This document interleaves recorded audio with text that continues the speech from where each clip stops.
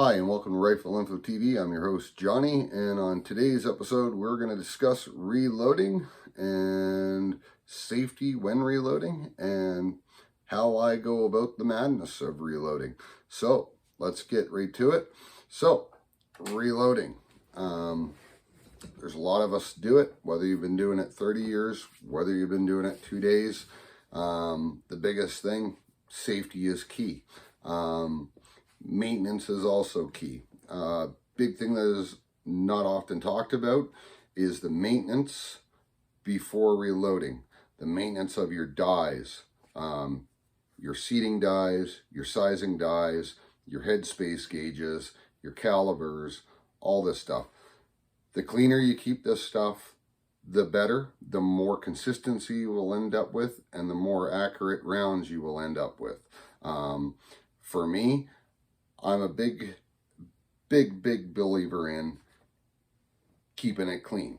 So what I do with my sizing dies, my seating dies, is I take 99% alcohol, I take Q-tips, and I clean inside them every time I use them.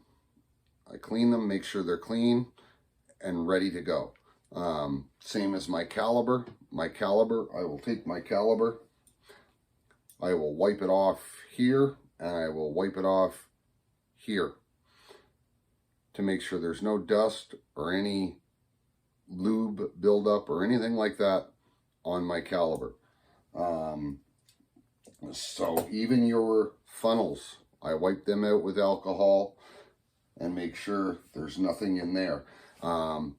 Big thing when you're reloading, if you're new to reloading, labeling stuff is key to safety, not only for you, the person that is reloading, but others that live in your household that may not reload.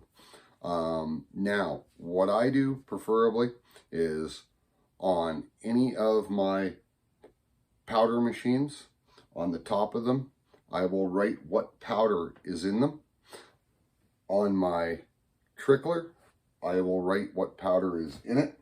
And I will make sure the same goes for any of my containers that house my dies. On the front of them, I will label what firearm they are for. That way, if God forbid something ever were to happen to me, where my family has to go through all this stuff, they know what they're looking at, and they know what they're dealing with. So when it comes to reloading, how do I do my thing? So besides the cleaning part, which I think is a great big component of consistency and safety, what I do is when I bring my rounds home that I fired, first thing I do is I'll deprime those rounds. Then what I do is I take a primer pocket cleaner. This isn't a uniformer, it's a primer pocket cleaner. I will clean out the primer pockets. Then what I will do is I will put them in my tumbler for about an hour. I'll tumble them, take them out of the tumbler. I'll go and I'll run them under hot water, put them on a cookie tray, upright, put the oven on warm, walk away for an hour and go do something else. Come back, take them back to the gun room. Then I will size them, trim them, and then back into the tumbler they'll go. Then I'll leave them in there for sometimes 2 hours, come back, grab them, take them, hot water, rinse again, back in the oven for an hour, 2 hours, I'll go do something else.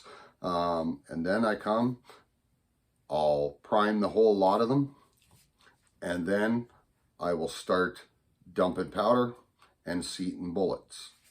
The biggest thing when I'm doing my thing is making sure that I'm keeping my dies clean. A lot of people, I do know a lot of people that will go out, shoot, come home, deprime their brass, run them through their sizing die, trim them, and then put them in the tumbler, and then prime them, powder charge them, seed them, done. One thing I found with this is when you take a piece of brass out of a tumbler, yes, it's shiny and pretty. The problem with it is there is a little bit of dust on each one of those brass. Now what happens is if you take that brass and you run it through your sizing die, you're taking that dust that came out of that tumbler and you're putting it in your sizing die. So now you're mixing case lube with dust, which then creates grit, which then will destroy the inside of your die eventually and will cause damage to your brass. So my big thing is it's the same as if you just came home from the range, deprimed, and put that dirty fired case up through your sizing die. Remember that brass is going to have dust. It's going to have stuff from when you were out at the range, from the elements of Mother Nature, all over that case. Now you're putting it up through your expensive die, and eventually you're going to ruin your die. And it doesn't take very long at doing that process to actually start to cause damage inside your die. We spend a lot of time cameraing our rifle to check our rifling. Very seldomly do you see guys cameraing their dies to see what it looks like inside. You'd probably be kind of surprised at the damage that is caused by just that little bit of debris mixed with case lube going up into that die. So that's why I'm a big believer in deprime, tumble, wash, size, and then tumble again, wash, then prime, powder charge, then seat.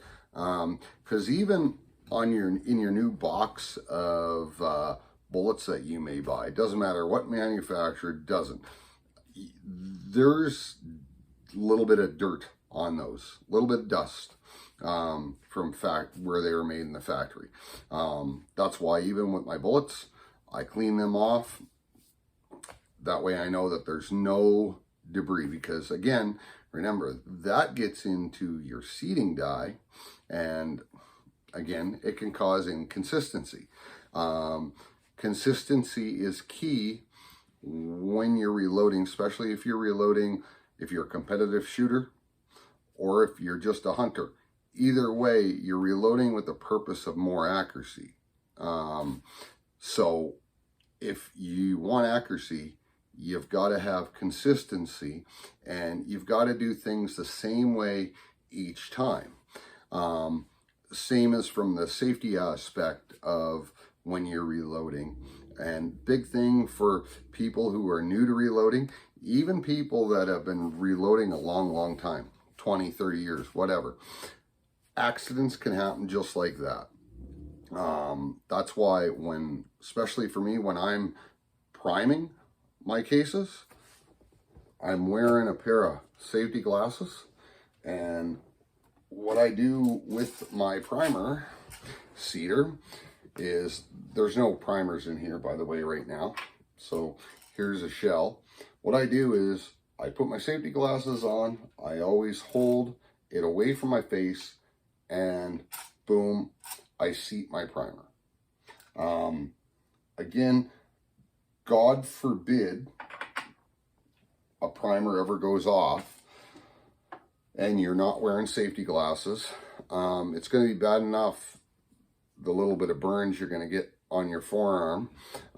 You do not want this getting in your eyes or on your face. It can cause serious harm to you. So again, you got to be safe when you're doing reloading. It's utmost important to be safe. It's the same as when you're dropping powder. You know, every powder machine, it has what I call a settle out time. So from the time the powder dropped in, it takes a couple seconds for it to settle out. So what I always do for safety reasons, when I first get started, when I first turn on a machine and I drop my first load of powder, I have another scale that I turn on, set up, zero out, and I make sure the number on there that I'm getting for grains matches the number on there that I'm getting for grains on the other scale. That way I know that I've got accuracy coming out of this machine, and I'm not going to be overcharging or undercharging, because you want the consistency.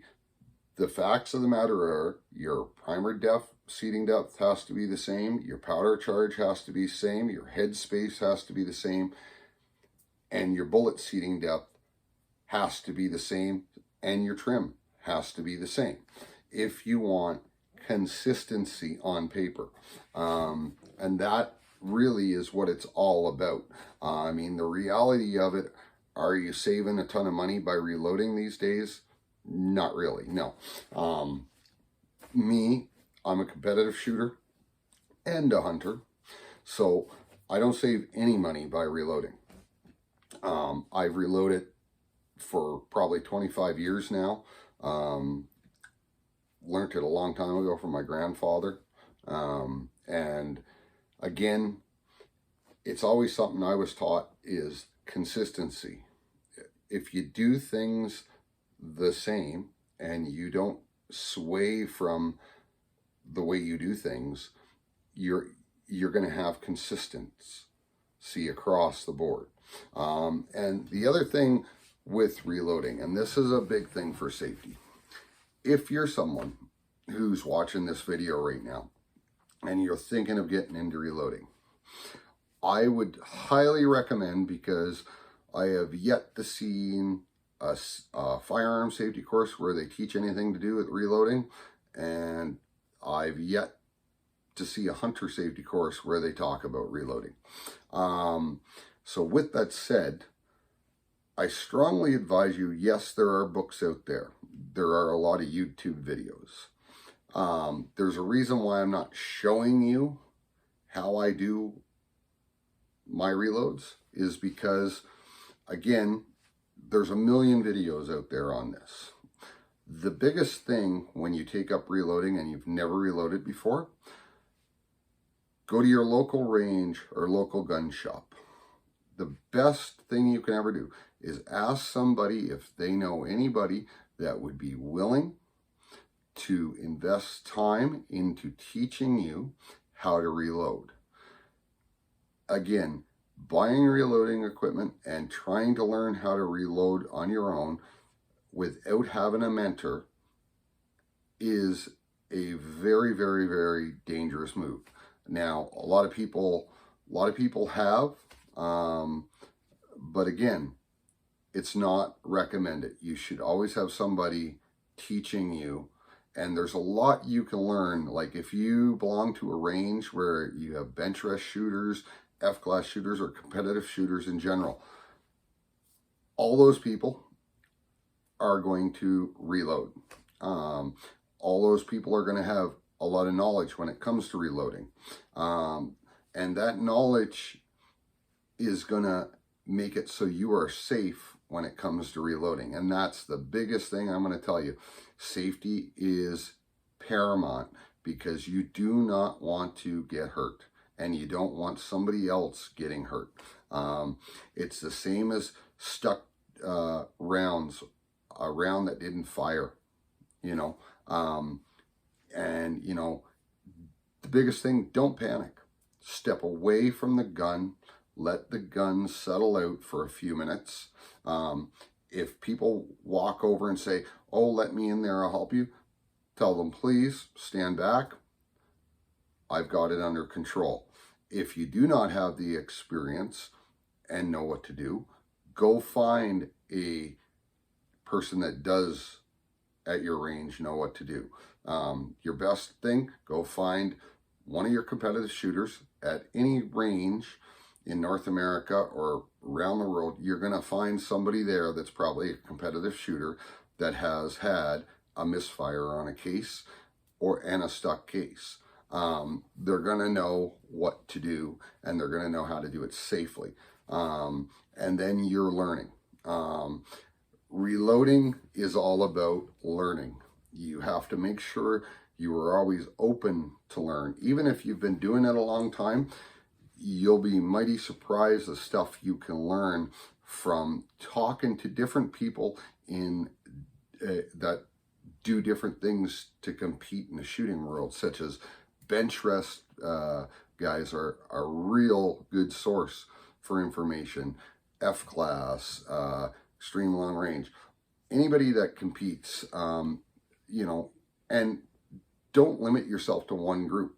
Talk to other groups, because you'll be surprised at the gains you'll get out of doing this, because there's little secrets to everything, and the more you learn, the better it's going to look on paper for you, and the less frustration you're going to have. So reloading is like any other thing out there. There's a million videos on how to do it. There's a million opinions on this works, that doesn't work. The bottom line at the end of the day, you got to find what works for you. If you're consistent on paper over and over and over again, then you're consistent. You know, if you're consistent and then you go try other things because some guy decided or a lady decided that it's the latest and greatest thing, everybody should buy this or do this, and you're going to become the world's best shooter.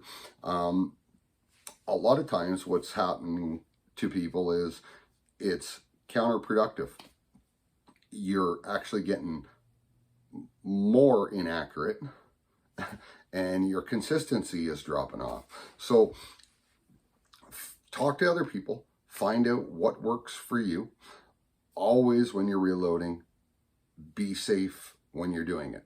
And remember, if a case is bad or you think it's bad, it is not worth the risk of playing around with. Throw it out and get more cases. Again, this was just a quick video on reloading, how I basically go about doing it in short form.